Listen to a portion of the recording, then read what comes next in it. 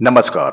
Story with Ranjit में आपका स्वागत है। चर्चित साहित्यकार राम वृक्ष बेनीपुरी की महत्वपूर्ण रचना पतितों के देश में का यह 5वां भाग है। शीर्षक है स्वप्नलोक।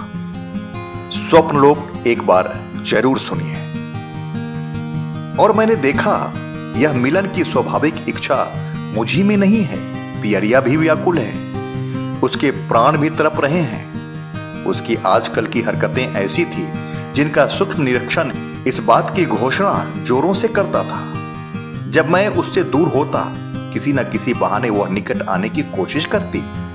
जब मैं उसके निकट होता, ऐसी सहूलियतें खोजती जिनके कारण मेरे शरीर का वह किसी न किसी प्रकार का स्पर्श करे।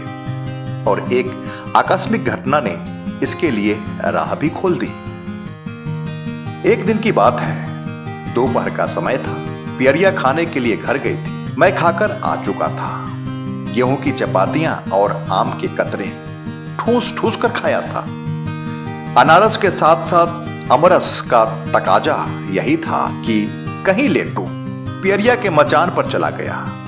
मकई की सूखी पत्तियों से एक मोटा गद्दा सा गदरा पियरिया ने अपने हाथों तैयार किया था। उसी को बिछा, उस पर अपना अंगोछा डाल लेट गया।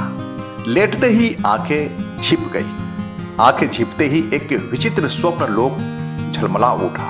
मैं सबूज परी के देश में हूं। जिधर देखिए हरा ही हरा, पशु पक्षी भी हरे हरे हैं, गायें हरी, बैल हरे, सरगट हरे, मैना हरी, सूर्य की किरण भी हरी है। हाँ, उसमें सोनहलेपन की एक विचित्र फूट सी पड़ी है।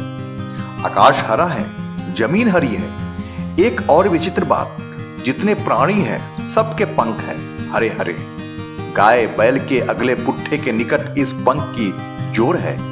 वे हरी हरी घासों को चरते चरते पंखों को फरफराते हुए उड़कर इस खेत से उस खेत में पहुंच जाते हैं। इन दृश्यों को विस्मय विमुक्त नेत्रों से देखता मैं खड़ा था कि एक मोटा ताजा बछेरा हिनहिनाता हुआ मेरे नजदीक आकर खड़ा हो गया। वह मेरे हाथों को सूंघने लगा और अगले पैर से जमीन को खुदता जाता सा मालूम होता था। वह मुझसे कह रहा था कि तुम मुझ पर सवार हो। ऐसा बछेरा मैं कभी सवार होने के लोभ को न रोक सका, किंतु उसकी पीठ पर जाते ही वह पंखों को फरफराकर आकाश में उड़ गया। साए साए वह बढ़ता जाता था। मैं तो हक्का बक्का था। उसके आयाल को जोरों से पकड़े था। डर था कहीं गिर न पड़ूं। लगातार उड़ता गया। उड़ते उड़ते अब एक ऐसा लोक दिख पड़ने लगा जहां सब कुछ सुनहला था। बात की बात में मेरे बछेरे ने उस लोक में भी प्रवेश किया। आकाश सुनहला था, नीचे की जमीन सुनहली थी, सुनहली चिड़ियां उड़ रही थी, सुनहले पशु चर रहे थे, वृक्षों की सुनहली पत्तियां चमचमा रही थी, सुनहले फूलों पर सुनहले भौरे सुनहले गाना गा रहे थे। तबूज लोक में जहां एक विशेषता यह भी थी कि यहाँ का वायुमंडल संगीत से भरा था। एक अनहद गान प्राणों को विभोर बना रहा था। मेरा बछेरा खड़ा हो गया। शायद वह थक गया था। मैं भी उस पर से उतर गया। उतरते ही कानों से रोने की आवाज आई। अरे इस संगीतपुरी में यह रुदन कैसा? मैंने उस ओर ताका। ये कौन? यह तो पियरिया है। पियरिया? प्यारी? प्यारी? एक राक्षस, भयानक राक्षस उसे पकड़कर अपने घोड़े पर चढ़ाना चाहता है और वह उसके पंजे से निकलना चाहती है। इतने में ही एक नजर मेरी ओर पड़ी। मनोहर भैया, मनोहर भैया कहकर वह चीख पड़ी। मैं उस ओर दौड़ा। मुझे दौड़ते देख वह राक्षस मेरी ओर घूरकर ठठा पड़ा। उसकी हंसी आकाश से टकरा कर बार बार गुंजित होने लगी। मेरी गति सहसा रुक गई। मालूम हुआ जैसे मेरे पैर में 9 मन का पत्थर बंधा हो। मैं परवश होकर छटपटाने लगा। मुझे छटपटाते देख वह मुस्कुराने लगा और पियरिया को जबरदस्ती अपनी ओर खींचकर उस दुष्ट राक्षस ने चूम लिया। आवेश में मेरी आंखें लाल हो गई। जोर से मैंने पैरों को झटका दिया, जैसे बंधन खुल गए। मैं दौड़ा। मुझे दौड़ते देख पियरिया को पकड़कर उसने घोड़े पर बिठा लिया और जोर से घोड़े को चाबुक लगाई। घोड़ा उड़ा, साए साए। पियरिया हाहाकार करने लगी। मेरी ओर देख देख कर मेरा नाम पुकार पुकार कर हाहाकार करने लगी। मैं तो सन रह गया। अपने बछेरे की ओर दौड़ा, किंतु वहां बछेरा था कहां? न जाने कहां चल दिया था। पागल सा राक्षस के घोड़े की परछाई के साथ मैं दौड़ने लगा। दौड़ता जाता था और चिल्लाता जाता था, पियरिया पियरिया, प्यारी प्यारी, मनोहर भैया मनोहर भैया, कहती पियरिया मुझे झकझोर कर जगा रही है। जाग कर मैंने देखा। क्या सपना देख रहे थे भैया? उसने हंसते हुए पूछा। क्या बड़बड़ा रहे थे, बताओ ना। फिर मुस्कुराते हुए उसने सवाल किया। क्या जवाब देता? हक्का बक्का उसकी ओर देख रहा था। मैं कहां हूं? वह राक्षस क्या हुआ? पियरिया यहां कहां?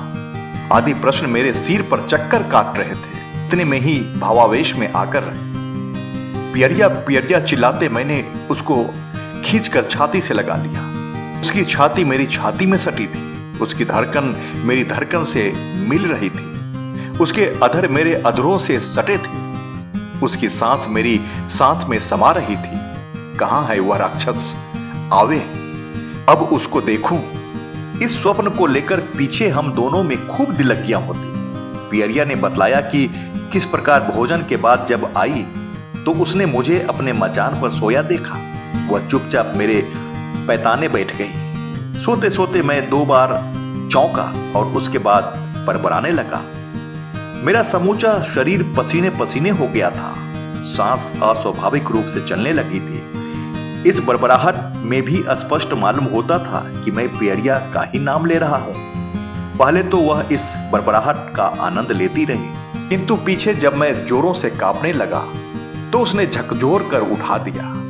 खैर, जो कुछ हो, इस स्वप्न के चलते हम लोगों का शरीर भी एक हो चला। भावावेश के उस मिलन में अस्थाई मिलन का द्वार खोल दिया। अब उसके निकट बैठने में मुझे झिझक नहीं होती। औचक आकर मेरी आंखें मुंदने में उसे संकोच नहीं होता। उधर खेतों में रिमझिम बूंदें गिरती, इधर हमारे हृदय में प्रेम के निर्झर झरते। आकाश में इंद्रधनुष उगते। एक क्षण के लिए हमारा हृदय आकाश इंद्रधनुष का अस्थाई आवास हो गया था। अतल और बिजली की लुका छिपी कभी कभी दीख पड़ती। यहाँ दिन रात इसी की पुनरावृत्तियां होती। किंतु अपने अनंतातिरेक में हम संसार को भले ही भूल जाएं, संसार हमें क्यों भूलने लगा? उसे न हमारा दुख पसंद है न सुख। दुख में कोसेगा, सुख में झुंझलाएगा। दुख में सांत्वना देने के बदले कहेगा, बदमाश कहीं के, अब किए का फल भोग। बहुत इठलाए फिरता था। सुख में ईर्ष्या से जलकर चिल्ला उठेगा, साले मौज कर लो, जब समय पड़ेगा तो रोओगे। वह दिन नजदीक ही है। और केवल कहकर ही संतुष्ट नहीं होगा, उस दिन को नजदीक लाने में कुछ उठा भी नहीं रखेगा। यही संसार है। पतितों के देश का यह 5वां भाग यहीं समाप्त होता है। अब 6ठा भाग, संसार की नजर, अगले वीडियो में सुनेंगे।